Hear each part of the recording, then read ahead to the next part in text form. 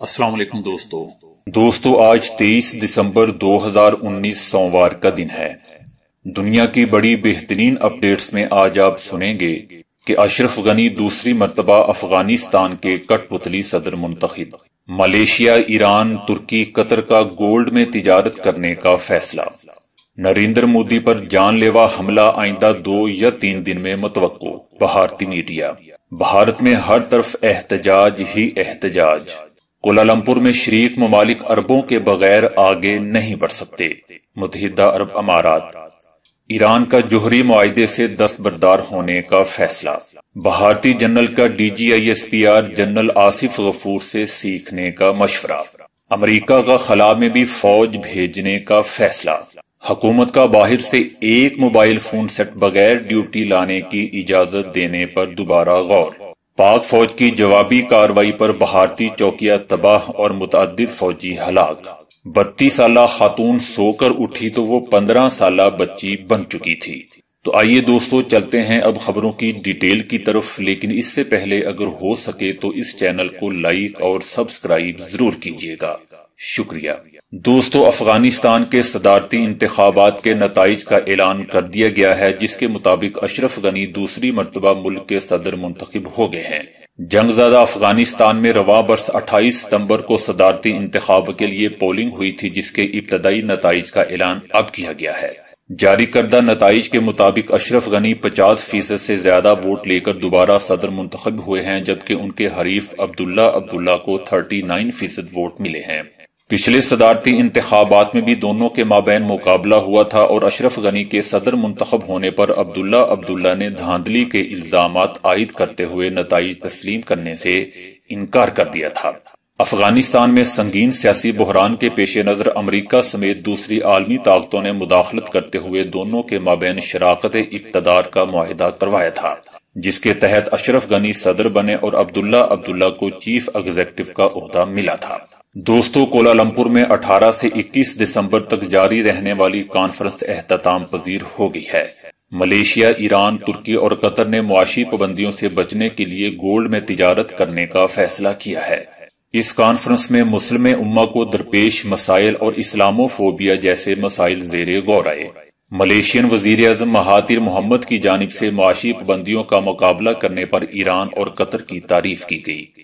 تمام رہنماؤں نے باہمی تجارت کے لیے ایک دوسرے کی کرنسی استعمال کرنے پر بھی رضامندی ظاہر کی۔ ملیشین وزیر اعظم مہاتیر محمد کا کہنا تھا کہ ملیشیا، ترکی، قطر اور ایران ایک دوسرے سے تجارت ڈالر، پاؤنڈ یا یورو کی بجائے سونے یا درہم میں کرنے پر غور کر رہے ہیں۔ ہم سنجیدگی سے غور کر رہے ہیں اور جلد ہی اس پر عمل درآمد کے لیے کوئی قابل عمل حل ڈھونڈ لیں گے۔ مہاتیر محمد کا کہنا تھا کہ ایسی صورت میں جب دنیا یہ دیکھ رہی ہے کہ کچھ ممالک یک طرفہ فیصلے کر کے دیگر ممالک کے خلاف ایسے اقدامات اٹھا رہے ہیں جن کا مقصد انہیں سزا دینا ہو، ملیشیا اور دیگر ممالک کو ہمیشہ یہ یاد رکھنا چاہیے کہ ایسے اقدامات ہم میں سے کسی کے خلاف بھی اٹھائے جا سکتے ہیں۔ وزیر اعظم مہاتیر محمد نے مزید کہا کہ بھارت میں شہریت ترمیم بل کے نام پر مسلمانوں کو دوسرے درجے کا شہری بنا کر امتیازی سلوک روا رکھا جا رہا ہے۔ ایک ریاست کی حیثیت سے ہم اپنا کردار ادا کر رہے ہیں اور عالمی قوتوں کو بھی اس سلسلے میں آگے آنا ہوگا۔ دوستو بھارتی میڈیا نے دعویٰ کیا ہے کہ نریندر مودی پر حملہ آئندہ 2 یا 3 دن میں متوقع ہے۔ 22 دسمبر کی شام کو مودی کو رام لیلا گراؤنڈ میں تقریب میں شرکت کے لیے جانا ہے، اس دوران ان پر حملہ ہو سکتا ہے۔ بھارتی میڈیا کے مطابق یہ حملہ خودکش ہو سکتا ہے، حملہ آور فائرنگ بھی کر سکتا ہے۔ اس حوالے سے بھارتی میڈیا نے پاکستان پر الزامات لگانا شروع کر دیے ہیں کہ پڑوسی ملک یہ حملہ کرانے کی سازش کر رہا ہے، جبکہ حقیقت یہ ہے کہ شہریت بل سے توجہ ہٹانے کے لیے مودی سرکار جان بوجھ کر ایسا شوشہ چھوڑ رہی ہے۔ حالات مودی کے کنٹرول سے باہر ہو چکے ہیں، بھارت کے شہری مودی سرکار اور متنازع بل کے خلاف سڑکوں پر نکل آئے ہیں۔ دوستو بھارت میں ہر طرف احتجاج ہی احتجاج ہے، طلباء اور خواتین سمیت ہزاروں مظاہرین نے عزم ظاہر کیا ہے کہ وہ متنازع شہریت ترمیمی بل کی منسوخی تک احتجاج جاری رکھیں گے۔ العربیہ نیوز کے مطابق مظاہروں میں ہلاکتوں کی تعداد 23 تک پہنچ گئی ہے، جن میں بیشتر شمالی بھارت ریاست اتر پردیش میں ہوئی ہیں۔ مرنے والوں میں زیادہ تر نوجوان ہیں، وہ گولیاں لگنے سے زخمی ہو گئے تھے، پھر جان کی بازی ہار گئے۔ بھارتی پارلیمان نے گزشتہ بدھ کو شہریت کے نئے متنازع قانون کی منظوری دی تھی۔ اس کے تحت بھارت میں 3 ہمسایہ ممالک سے 31 دسمبر 2014 کو یا اس سے پہلے داخل ہونے والے غیر قانونی تارکین وطن کو بھارتی شہریت دے دی جائے گی، لیکن اگر وہ مسلمان ہوں گے تو انہیں یہ حق نہیں دیا جائے گا۔ اس قانون کے نفاذ کے بعد بھارت میں شہریوں کی سرکاری فہرستوں سے تقریباً 20 لاکھ افراد کے ناموں کو نکال دیا گیا ہے جو مسلمان ہیں۔ ان مسلمانوں سے کہا گیا ہے کہ وہ اپنی شہریت کا ثبوت فراہم کریں ورنہ انہیں غیر ملکی سمجھا جائے گا۔ بھارت کی اسلامی جماعتوں اور تنظیموں اور انسانی حقوق کے کارکنان کا کہنا ہے کہ نیا متنازع قانون وزیر اعظم نریندر مودی کے ہندوتوا کے ایجنڈے کا حصہ ہے، جس کے تحت ملک میں 20 کروڑ مسلمانوں کو دیوار سے لگایا جا رہا ہے۔ دوستو، ادھر متحدہ عرب امارات نے سعودی عرب کے اس موقف کا اعادہ کیا ہے کہ ملیشیا کانفرنس مسلم دنیا کو درپیش مسائل پر غور کے لیے ایک غلط فورم تھا۔ کیا یہ اسلامی دنیا کے لیے ممکن ہے کہ وہ عربوں کی عدم موجودگی میں کوئی فیصلہ کر سکیں؟ متحدہ عرب نے کہا کہ اس کا واضح جواب ہے کہ نہیں، کیونکہ تقسیم، علیحدگی اور تعصبات کبھی مسئلے کا حل ثابت نہیں ہو سکتے۔ دوستو، ادھر ایرانی صدر حسن روحانی نے کہا ہے کہ اگر عالمی قوتوں کے ساتھ جوہری معاہدے میں ایران کے مفادات حاصل نہ ہوئے تو ایران اس معاہدے سے الگ ہو جائے گا۔ اپنے دورہ جاپان کے دوران جاپانی وزیر اعظم سے ٹوکیو میں ملاقات میں حسن روحانی کا کہنا تھا کہ مذاکرات اگر کسی حتمی نتیجے تک پہنچنے میں کامیاب ہوتے ہیں تو ایران اس کی پابندی کرے گا۔ اگر ایران کو اس کے مفادات نہیں مل پاتے تو ہم اس معاہدے سے الگ ہو جائیں گے۔ ہم نے جوہری معاہدے کے تحت اپنی ذمہ داریاں پوری کر دی ہیں۔ امریکہ کی دستبرداری کے بعد بھی ایران صبر کا مظاہرہ کر رہا ہے۔ اگر جوہری معاہدے کے دائرہ کار میں ایران کے مفادات پورے نہیں ہوئے تو یہ فطری بات ہے کہ ہم اسے برقرار نہیں رکھ سکیں گے، ہمارا صبر قائم نہیں رہے گا۔ ایرانی صدر نے کہا کہ ہمیں امریکیوں کے ساتھ اپنے معاملات میں بات چیت میں کوئی حرج نہیں، مگر پہلے امریکہ کو 1.5 سال قبل کی گئی غلطی کی اصلاح کرنا ہوگی اور ٹریک پر آنا ہوگا۔ ایران کے سپریم لیڈر علی خامنئی نے بار بار کہا ہے کہ کسی کو بھی امریکہ کے ساتھ بات چیت نہیں کرنی چاہیے۔ دوستو، ادھر بھارتی سائبر سیکیورٹی چیف بھی پاک فوج شعبہ تعلقات عامہ کے ڈائریکٹر جنرل کے موطرف نکلے۔ جنرل راجیش کا کہنا ہے کہ بیانے کی جنگ کیسے لڑنی ہے یہ DGISPR میجر جنرل آصف غفور سے سیکھنا پڑے گا، کیونکہ آج کی جنگ میں طور طریقے بدل چکے ہیں جس میں پاک فوج کے شعبہ تعلقات عامہ کے ڈائریکٹر جنرل ہم سے کہیں آگے ہیں۔ ان کا کہنا تھا کہ بھارت کی تینوں مسلح افواج کے لیے الگ الگ پبلسٹی ونگز ہیں۔ تینوں افواج کی پبلسٹی ونگ اپنے اپنے راگ الاپ رہے ہوتے ہیں، جبکہ پاکستان کا صرف ایک ISPR مؤثر انداز میں بیانیہ دے رہا ہوتا ہے۔ بھارتی فورسز میں بھی پاکستان کی طرح مشترکہ ISPR تشکیل دے کر بیانیہ پیش کرے۔ بھارتی سائبر سیکیورٹی چیف کا کہنا تھا کہ پاکستانی مسلح افواج کا ترجمان ہر فورس کے اقدامات کی منظم ترجمانی کرتا ہے۔ اطلاعات کی جنگ میں پاکستانی DGISPR کی بات کو وزن دیا جاتا ہے، فوقیت دی جاتی ہے۔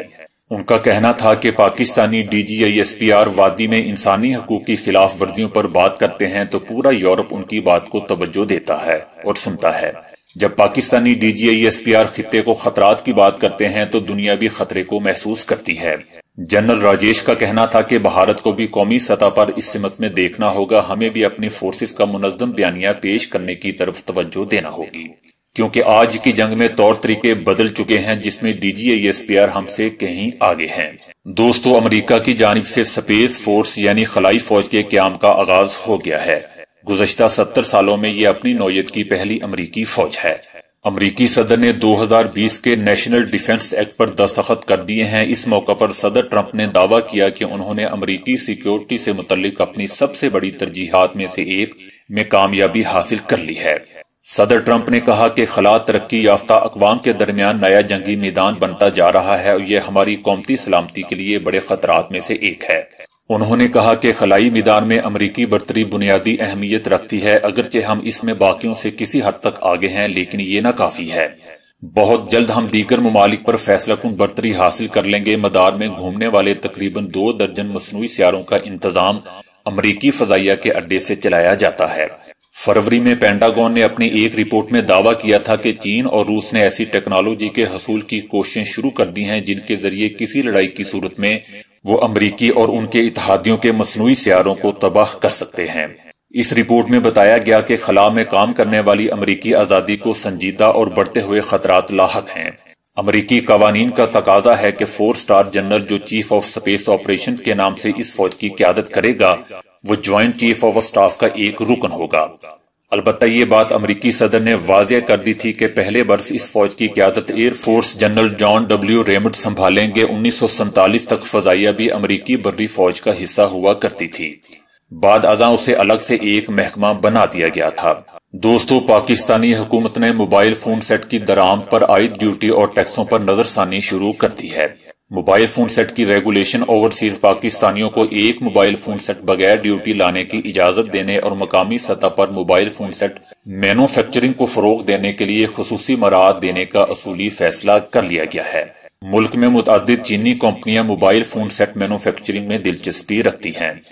دوستو، ادھر ایل او سی کے دیوا سیکٹر پر بھارتی فوج نے فائرنگ کی۔ جوابی کارروائی میں کئی بھارتی چوکیاں تباہ ہو گئیں، جن میں متعدد بھارتی فوجیوں کے مارے جانے کی بھی اطلاعات ہیں۔ D G I S P R major general Asif Ghafoor کے مطابق بھارتی فوج کی جانب سے لائن آف کنٹرول پر وقفے سے سیز فائر کی خلاف ورزی کی جا رہی ہے، جس کا بھرپور جواب دیا جا رہا ہے۔ دیوا سیکٹر پر کی گئی اس فائرنگ کا پاک فوج نے منہ توڑ جواب دیا ہے اور بھارتی فوج کو بھاری نقصان کا سامنا ہے، جس میں بھارت کی کئی چیک پوسٹیں تباہ ہو چکی ہیں اور متعدد بھارتی فوجیوں کے مارے جانے کی بھی اطلاعات ہیں۔ آئی ایس پی آر نے مزید کہا ہے کہ جوابی کارروائی دیوا سیکٹر پر کی گئی ہے، وادی نیلم اور کیرن میں فائرنگ کا تبادلہ نہیں ہوا۔ اس حوالے سے بھارتی میڈیا کی کیرن اور وادی نیلم سے متعلق رپورٹس غلط ہیں۔ دوستو، ادھر برطانوی شہر مانچسٹر سے تعلق رکھنے والی 32 سالہ خاتون نومی ایک روز سو کر اٹھی تو اپنے ارد گرد کی دنیا کو پہچاننے میں یکسر ناکام ہو گئی، کیونکہ ان کا دماغ 17 سال پیچھے ماضی میں جا چکا تھا۔ نومی اپنے ننھے بیٹے لیو کو اسکول چھوڑ کر آئی تھی اور کچھ وقت کے لیے سو گئی تھی۔ جب انہوں نے اٹھ کر شیشہ دیکھا تو حیران رہ گئی، کیونکہ سامنے نظر آنے والا چہرہ ان کے لیے پہچاننا مشکل تھا۔ وہ خود کو 15 سالہ لڑکی محسوس کر رہی تھی۔ وہ حیران تھی کہ ان کے ارد گرد کی دنیا عجیب و غریب نظر آ رہی تھی، اور جب انہوں نے دیوار پر لگی لیو کی تصویر دیکھی تو سمجھی کہ یہ ان کا بھائی ہے۔ نومی کی بہن سیمون کہتی ہے کہ ان کی بہن ذہنی طور پر 17 سال ماضی میں جا چکی تھی۔ انہیں موبائل فون کا استعمال معلوم نہیں تھا اور وہ ڈی وی ڈی کو شیشہ سمجھ رہی تھی۔ اس طرح وہ انٹرنیٹ، لیپ ٹاپ اور بڑی سکرین والے ٹی وی کو دیکھ کر بھی حیران تھی۔ جب وہ ڈاکٹر کے پاس گئی تو ڈاکٹر نے اس مسئلے کو ماننے سے ہی انکار کر دیا۔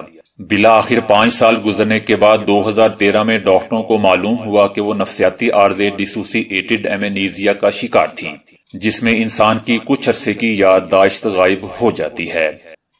دوستو، میں دعا کر رہا ہوں کہ یا اللہ نریندر مودی بھی کبھی ایک دن سو کر اٹھے تو اسے چائے بنانے کے علاوہ کچھ یاد نہ ہو، اور امیت شاہ چائے کے خالی برتن دھو رہا ہو۔ آمین، بلکہ ثم آمین۔ دوستو، یاد رہے کہ مودی صاحب پہلے چائے کی دکان ہی چلایا کرتے تھے۔